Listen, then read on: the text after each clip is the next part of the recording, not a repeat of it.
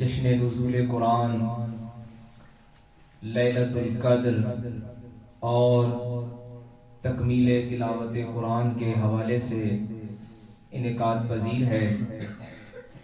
سب سے پہلے میں اپنے تمام بزرگ دوستوں کو مبارکباد پیش کروں گا جنہوں نے رمضان المبارک کی ان بابرکت ساعتوں میں نماز تراویح میں تلاوت قرآن مجید سماعت کی۔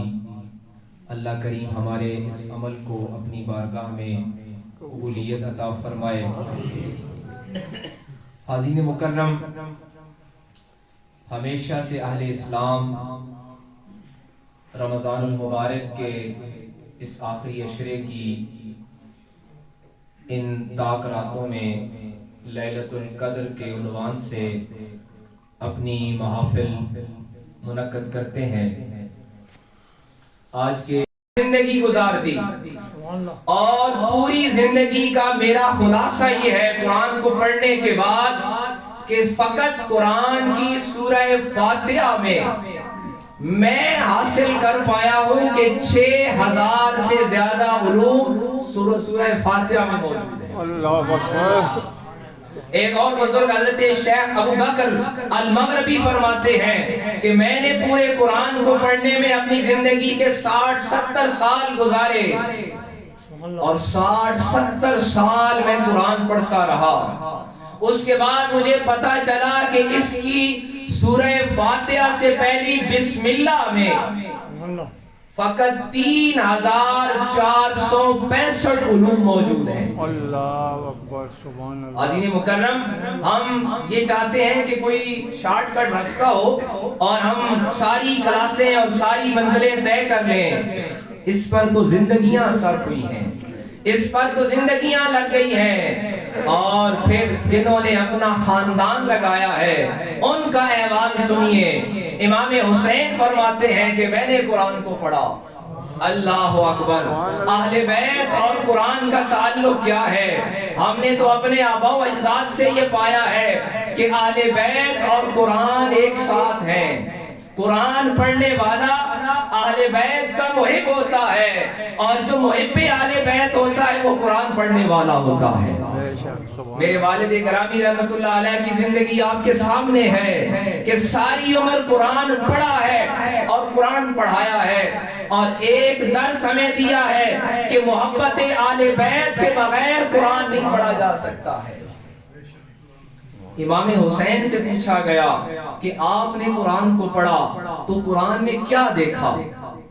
امام حسین پہ رب کا کلام اترا جو پہاڑوں میں برداشت کرنے کی صلاحیت نہ تھی۔ اب یہ قرآن جب قلب مصطفیٰ پہ اترا تو پھر قرآن خود ہی بتاتا ہے کہ وَلَقَدْ يَسَّرْنَا الْقُرْآنَ لِلذِّكْرِ فَهَلْ مِن مُدَّكِرٍ، کہ جب یہ قلب مصطفیٰ پہ اتر گیا ہے اب زبان مصطفیٰ سے ادا ہو گیا ہے۔ قلب مصطفیٰ پہ اترنے کے بعد یہ قرآن جس کو پہاڑوں میں صلاحیت نہیں تھی اب یہ زبان مصطفیٰ سے ادا ہو گیا ہے۔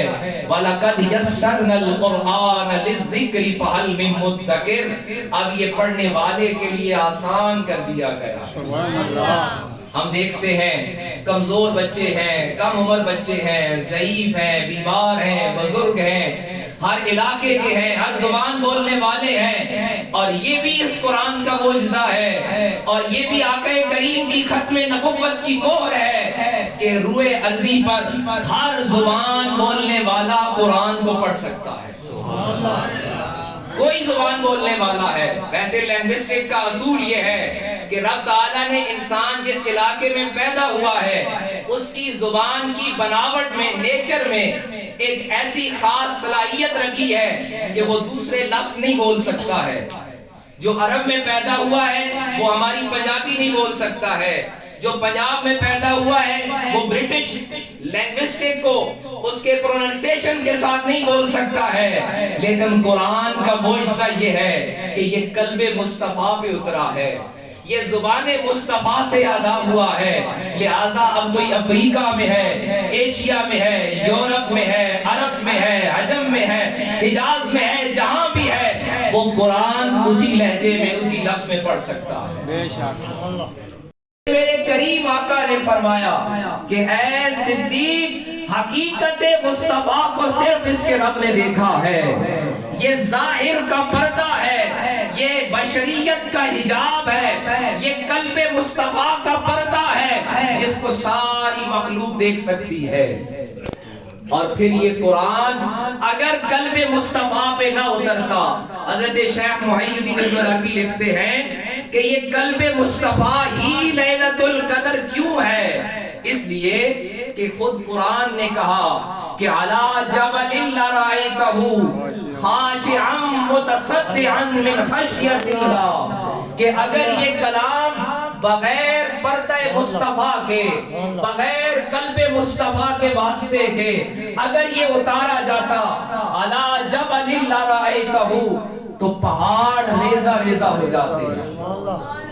اللہ کے کلام کو مخلوق تھامنے کی صلاحیت نہیں رکھتی تھی، جسارت نہیں رکھتی تھی، استطاعت موجود نہیں تھی۔ فرمایا امام حسین فرماتے ہیں کہ میں نے قرآن مجید کے الفاظ کو 4 گوشوں میں، 4 حصوں میں پایا کہ اس کے ایک حصہ ہے کہ جو اشارات ہے، ایک حصہ ہے جو عبارات ہے۔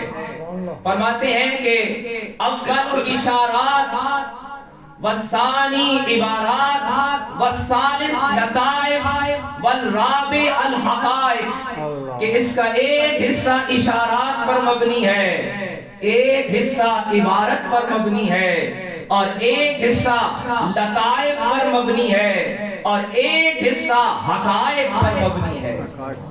لوگ کہتے ہیں کہ ہمیں کوئی لطیفے سنایا کیجئے، ممبر پر ہمیں کوئی اشعار سنایا کیجئے۔